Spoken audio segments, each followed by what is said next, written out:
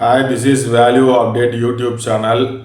நம்ம இன்னைக்கு மோட்டார் வாகன சட்டம் விளக்கம் மற்றும் அதனுடைய விவரங்களை பார்க்கலாம். நம்மளுடைய சேனல் எக்ஸ்க்ளூசிவாக டீச் பண்ணிகிட்ருக்கு லாவை. அதனால் லா தெரிஞ்சுக்கிடணும்னு நினைக்கிறவங்க, அடிப்படை உரிமை தெரிஞ்சுக்கிடணும்னு நினைக்கிறவங்களாம் நம்மளுடைய சேனலை பாருங்கள். நம்ம சேனலில் ஆல்ரெடி நிறைய வீடியோஸ் டிஃப்ரெண்ட்ஸ் கைண்ட்ஸ் ஆஃப் லாவை எக்ஸ்பிளைன் பண்ணி வீடியோஸ் நிறையா இருக்குது.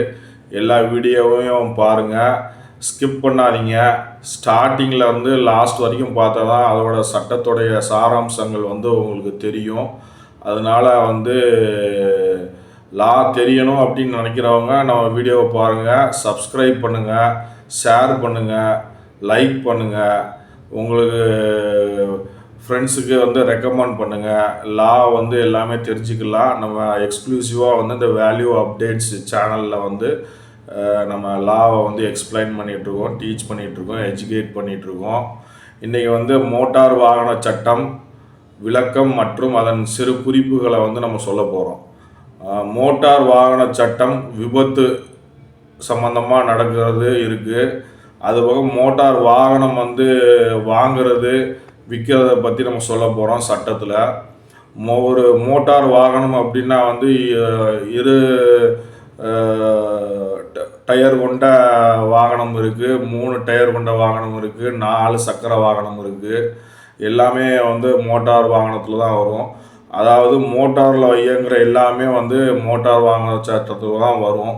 இப்போ நீங்கள் ஒரு கார் வாங்குறீங்க, பைக் வாங்குறீங்க அப்படின்னா ரிஜிஸ்ட்ரேஷன் பண்ணாமல்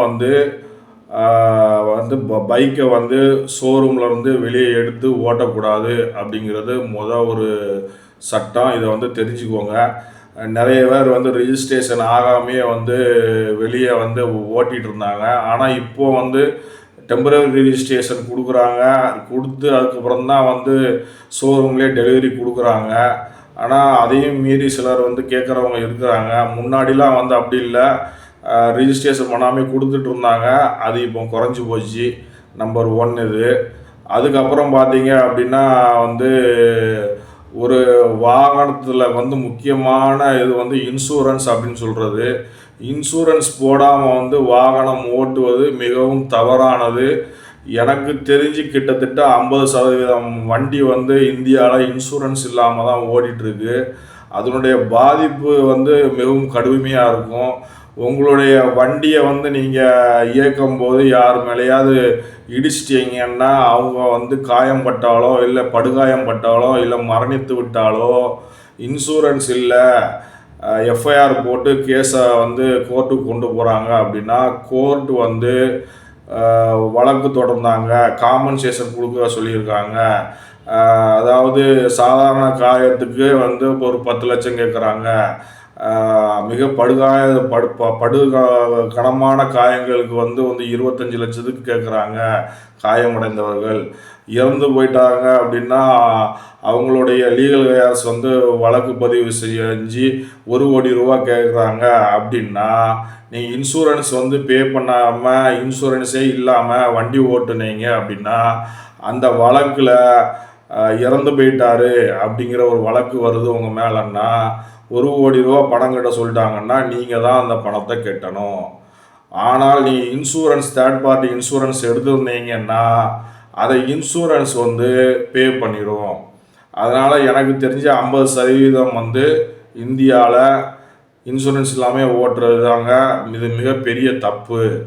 என்ன, நீங்கள் உங்களுடைய இதை பாதுகாத்துக்கிடணும், சொத்தை பாதுகாத்துக்கிடணும் அப்படின்னா நீங்கள் இன்சூரன்ஸ் உங்களுடைய வெஹிக்கிளுக்கு ஃபஸ்ட்டு ரினூவல் பண்ணிடுங்க.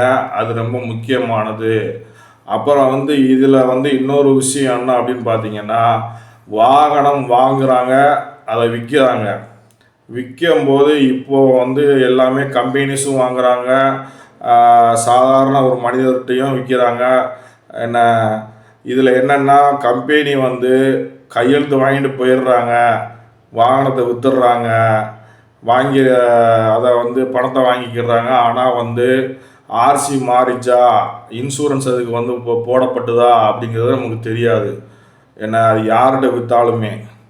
இதில் வந்து இப்போ என்ன நடந்துகிட்ருக்கு அப்படின்னு பார்த்தீங்கன்னா, நான் ஒரு காரை விற்கிறேன் ஒரு தேர்ட் பார்ட்டிகிட்ட. அந்த தேர்ட் பார்ட்டி வந்து வாங்கிட்டு போகிறாரு.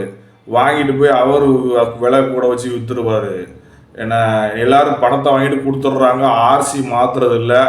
ஆர்சி வந்து என்னுடைய பேர் சங்கர் கணேஷ் தான், என்னுடைய பேர்லேயே இருக்குது. ஆனால் 3வது மனுஷன் வந்து ஓட்டிகிட்ருக்கான். என்ன அவன் இன்சூரன்ஸ் போட்டானா நமக்கு தெரியாது. இப்போ இந்த மாதிரி இருக்கும்போது அந்த வண்டி வந்து வாங்கினவன், நம்மகிட்ட இருந்து வாங்கினவன் வந்து ஒரு விபத்தை ஏற்படுத்திட்டான். அவன் பேரில் வண்டி இல்லை, இன்சூரன்ஸும் இல்லை, ஆனால் பணம் கொடுத்து வாங்கியிருக்கான் அப்படின்னா, அவன் இடிச்சிட்டான் அப்படின்னா எஃப்ஐஆர் வந்து நம்ம மேலே தான் போடுவாங்க. ஏன்னா அந்த வண்டிக்கு முதலாளி நானாக இருப்பதால் என் மேலே தான் வந்து எஃப்ஐஆர் போடுவாங்க. அவன் மேலேயும் போடுவாங்க. கேஸ் வந்து கோர்ட்டுக்கு போகும். இன்சூரன்ஸ் இல்லைன்னா, இன்சூரன்ஸ் இருந்தது அப்படின்னா இன்சூரன்ஸில் பே பண்ண சொல்லுவாங்க.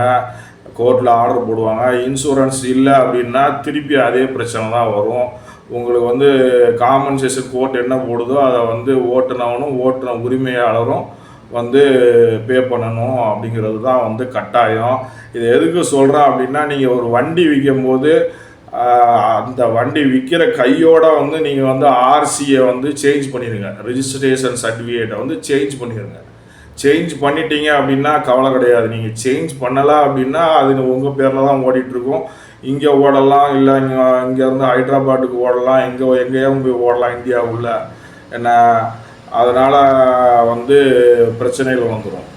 இதில் முக்கியமான விஷயம் வந்து நீங்கள் வண்டியை வந்து சேல் பண்ணும்போது பணத்தை வாங்கிட்டு ரெஜிஸ்ட்ரேஷன் சர்டிஃபிகேட்டை யார் வாங்கியிருக்காங்க அவங்க பேரில் மாற்றிட்டிங்கன்னா உங்களுக்கு அதனுடைய பிரச்சனைகள் வந்து தீர்ந்துடும்.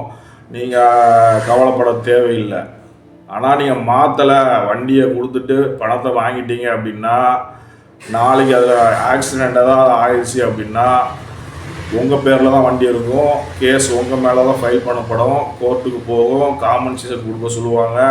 இன்சூரன்ஸ் இருந்ததுன்னா இன்சூரன்ஸ் வந்து பே பண்ணிடும். இன்சூரன்ஸ் இல்லை அப்படின்னா ஜாயின்ட்லி ஆர் செப்பரேட்லி அப்படின்னு சொல்லி போட்டு உங்களை பணத்தை கட்ட சொல்லிடுவாங்க. எவ்வளோ பணம் கட்டுறீங்களோ அவங்கள பணம் கட்ட வேண்டும் இருக்கும். உங்களோட பணம் இல்லை அப்படின்னா வந்து கோர்ட் மூலியமாக வந்து உங்களோட சொத்து இருந்ததுன்னா அந்த சொத்தை ஜப்தி பண்ண சொல்லிடுவாங்க. அதனால் ஒன்று நீங்கள் பைக்கு வச்சுருக்கும் போது கார் வச்சுருந்தாலும் இன்சூரன்ஸ் வந்து போட வேண்டியது ரொம்ப முக்கியம். அது ஒன்று. ரெண்டாவது வந்து நீங்கள் வந்து ஒரு வெஹிக்கிளை விற்கிறீங்க அப்படின்னா அந்த வெஹிக்கிள் வந்து விற்கும்போது வாங்குறவர் பெயருக்கு உடனே வந்து டிரான்ஸ்ஃபர் பண்ணிடணும். ஆர்சி வந்து சங்கர் கணேஷ் பேரில் வந்து நாராயணனுக்கு வாங்குறாருன்னா நாராயணன் பேருக்கு விற்றுறணும். நீங்கள் வந்து அதை அப்படி பண்ணாமல் பணத்தை மட்டும் வாங்கிட்டு வண்டியை கொடுத்துட்டீங்கன்னா அதில் பெரிய சிக்கல் வந்துடும். அது எப்போ வரும்னு நமக்கு தெரியாது. என்ன நிறைய பேர் வந்து அது தெரியாமல் வித்துடுறாங்க. அதை ஃபாலோ பண்ணுறதில்ல, பிரச்சனைலாம் நினைக்கிறதில்ல. என்றைக்காவது ஒரு நாள் பிரச்சனை வரும். இப்போ நம்ம வந்து ஒரு சின்ன ஒரு ஜட்ஜ்மெண்ட் வந்து ஒன்று பார்க்கலாம். மோட்டார் வாகன விபத்துகளுக்கு இழப்பீடு பெறுதல், அது சம்பந்தமான ஒரு ஜட்ஜ்மெண்ட்டு. அதாவது சமீபத்தில் ஒரு மோட்டார் வாகன விபத்து வழக்கில் பாதிக்கப்பட்டவரின் இழப்பீட்டை தீர்மானிக்கும் போது வீட்டு தொழிலாளர்களுக்கு ஒரு கற்பனையான வருமானத்தை நிர்ணயிப்பது முக்கியம் என்று உச்சநீதிமன்றம் கூறியது. ஏனெனில் இது வீட்டு தொழிலில் ஈடுபட்டுள்ள பல பெண்களின் அங்கீகாரம் ஆகும்.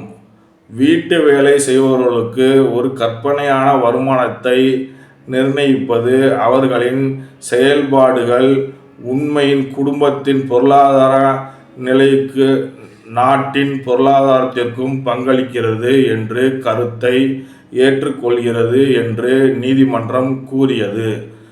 இது அனைத்து தனிநபர்களுக்கும் சமூக சமத்துவம் மற்றும் வாழ்வில் கண்ணியம் என்ற அரசியலமைப்பு பார்வையை நோக்கிய ஒரு படியாகும்.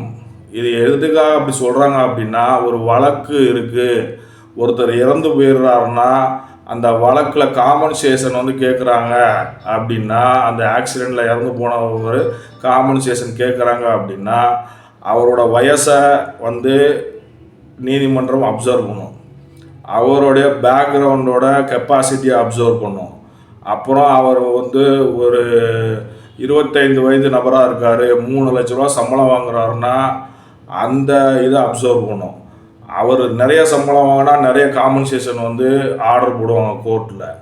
வயது கம்மியாக இருக்குது ஆனால் கம்மியான சம்பளம் வாங்குறாங்கன்னா அதை வந்து அப்சர்வ் பண்ணுவாங்க.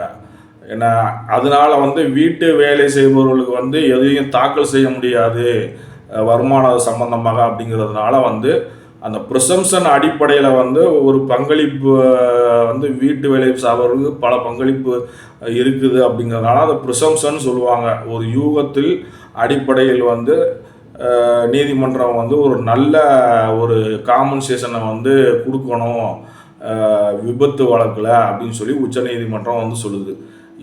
எந்த இந்திய சட்ட மோட்டார் வாகன விபத்துகளுக்கு இழப்பீடு வழங்குகிறது? மோட்டார் வாகன சட்டம் 1988 மோட்டார் வாகனங்களை ஒழுங்குபடுத்துகிறது மற்றும் மோட்டார் வாகன விபத்துகளுக்கு இழப்பீடு வழங்குகிறது. அதாவது மோட்டார் வாகன சட்டம் 1988 தான் வந்து motor act 1988, motor vehicles act 1988 அப்படின்னு சொல்லி சொல்லுவாங்க. இதோட ப்ரொசீடிங்ஸ் எப்படின்னா, சிம்பிளாக என்ன சொல்லுவோன்னா, ஒருத்தர் வந்து வண்டியில் வராரு, ஒரு கார் வருது, ஒரு 2 வீலர் வருது, 2 நேரம் இடிச்சிடுறாங்க. 2 வீலரில் வந்தவர் இறந்து போயிடுறாரு. என்ன நெக்லிஜியன்ஸ் அதில் தான் வரும். ஆக்சிடென்ட்னா இட்ஸ் நெக்லிஜியன்ஸு. ஒரு 2 பேரும் பார்க்காம வந்திருக்கலாம், இல்லை ஒருத்தர் பார்க்காம வந்திருக்கலாம். அடிச்சிடுறாங்க, காரில் அடித்து தூக்கிடுறாங்க, பைக்கில் கீழே விழுந்து இறந்து போயிடுறாங்க. ஏன்னா அதுக்கப்புறம் வந்து போலீஸ் வந்து செக் பண்ணுவாங்க டிரைவரை, ட்ரங்க் அண்ட் ட்ரைவா இல்லைன்னா என்னன்னு செக் பண்ணுவாங்க. அங்கேயே ட்ரங்க் அண்ட் ட்ரைவ் அப்படின்னா அங்கேயே வந்து போலீஸ் வந்து அந்த ட்ரங்க் அண்ட் ட்ரைவ் மிஷினை யூஸ் பண்ணி அந்த ட்ரங்க் அண்ட் ட்ரைவை இது பண்ணுவாங்க, லைசன்ஸ் இருக்கான்னு பார்ப்பாங்க. அதுக்கப்புறம் அவர் இறந்தவரை வந்து ஹாஸ்பிட்டலுக்கு எடுத்துகிட்டு போய் என்ன செய்ய வேண்டுமோ ஃபார்மாலிட்டிஸ் சட்டப்படி அந்த ஃபார்மாலிட்டிஸ்லாம் செய்வாங்க. அதுக்கப்புறம் வந்து கிரிமினல் கேஸ் வந்து வண்டியை ஏற்றுறவங்க மேலே கிரிமினல் கேஸ் வந்து ஃபைல் ஆகும். இறந்தவங்களோட குடும்பம் வந்து இழப்பீடு கேட்டு வழக்கு போடுவாங்க. இழப்பீடு வந்து நீங்கள் அவருடைய கெப்பாசிட்டிக்காக போடுவாங்க. அப்போ முன்னாடி சொன்ன மாதிரி அவர் 3 லட்சம் சம்பளம் வர 25 வயசுனா 1 கோடி ரூபா எனக்கு இழப்பீடு வேணும்னு போடுவாங்க. ஏன்னா 60 வயசு அப்படின்னா அதுக்கு தக்கன போடுவாங்க. ஏன்னா வயசு, அவருடைய சம்பளம், அவருடைய சிறத்தன்மை, அவருடைய பேக்ரவுண்ட் எப்படி இருக்குது அதெல்லாம் பார்த்து தான் வந்து வழக்கு போடுவாங்க. அதே மாதிரி வந்து அதை வந்து பார்த்து தான் வந்து இதுவும் கொடுப்பாங்க. நீதிமன்றம் வந்து காம்பன்சேஷனும் போடுவாங்க. அந்த காம்பன்சேஷனை வந்து இன்சூரன்ஸ் இருந்தால் இன்சூரன்ஸ் பே பண்ணும், இன்சூரன்ஸ் இல்லை அப்படின்னா யார் விபத்துக்கு காரணமானவங்களோ அவங்க வந்து பே பண்ணுவாங்க. அவங்களால பே பண்ண முடியலை அப்படின்னா அவங்க சொத்தை வந்து பறிமுதல் பண்ணுவாங்க. இதுதான் வழக்குடைய ப்ரொசீஜர். இது கீழ் நீதிமன்றத்தில் நடக்கும். மேல் நீதிமன்றத்திற்கு எடுத்து சொல்லுவாங்க. இது சுப்ரீம் கோர்ட் வரைய போகும். ஏன்னா அப்படியும் நடக்கலாம், இல்லை கீழ் நீதிமன்றத்திலே செட்டிலும் பண்ணிக்கலாம், முடிச்சுக்கலாம். இந்த மாதிரியான விஷயங்கள் இருக்குது. அதனால் வந்து ஃபஸ்ட்டு பைக்குக்கு இன்சூரன்ஸ் வந்து போடுறது மஸ்ட்டு. ரெண்டாவது வண்டி விற்கும்போது ரெஜிஸ்ட்ரேஷன் சர்டிஃபிகேட்டை வந்து நீங்கள் வந்து வண்டி யார் வாங்குகிறாங்களோ அவங்க பேருக்கு மாற்றி கொடுத்துருங்க. இது வந்து ரொம்ப முக்கியமான விஷயம். என்ன மெடிக்கல் மோட்டார் நெக்லிஜென்ஸ், அதாவது ஆக்சிடெண்ட் வந்து ஒரு நெக்லிஜென்ஸான ஒரு விஷயந்தான். இதை வந்து தெரிஞ்சுக்கிடணும்னு சொல்லி தான் இதை வந்து நம்மளுடைய சேனலில் போடுறோம், வேல்யூ யூடியூப் சேனலில். 2 விஷயம் சொல்லியிருக்கோம். இன்சூரன்ஸ் வந்து ரினுவல் பண்ணணும், ரெண்டாவது சேல் பண்ணும்போது ஆர்சி மாற்றணும், அப்புறம் கேஸ் எப்படி வந்து நடத்துவாங்கன்னு சொல்லியிருக்கோம் ப்ரொசீடிங்ஸு. அப்புறம் கேஸில் வந்து எப்படிலாம் வந்து பார்ப்பாங்க, என்னதெல்லாம் வந்து கன்சிடர் பண்ணுவாங்க கோர்ட்டில் அப்படின்னு சொல்லியிருக்கோம். ஒரு கேஸை வந்து எக்ஸ்பிளைன் பண்ணியிருக்கோம் நம்ம இதில். நம்ம சேனல் பிடிச்சிருக்கு அப்படின்னா நம்ம சேனலை வந்து பாருங்கள், சப்ஸ்கிரைப் பண்ணுங்கள், ஃபேஸ்புக்கில் எல்லாருமே பார்க்குறவங்க ஷேர் பண்ணுங்கள். நிறைய பேர் சட்டம் தெரிஞ்சுக்கிடட்டும். சட்டம் தெரிய தான் வந்து ஒரு நாட்டின் வளர்ச்சி வந்து இருக்குது. ரொம்ப முக்கியமானது, அடித்தளமானது சட்டம் தான். பல ஆண்டு காலமாக, அதாவது ராஜா ஆண்டு காலத்திலிருந்தே எந்த ஒரு நாடு தொடங்கினாலும் சரி, சட்டம்தான் வந்து மனிதனை வழிநடத்தி செல்லும். நம்ம சேனலை வந்து தொடர்ச்சியாக பாருங்கள். நன்றி, வணக்கம்.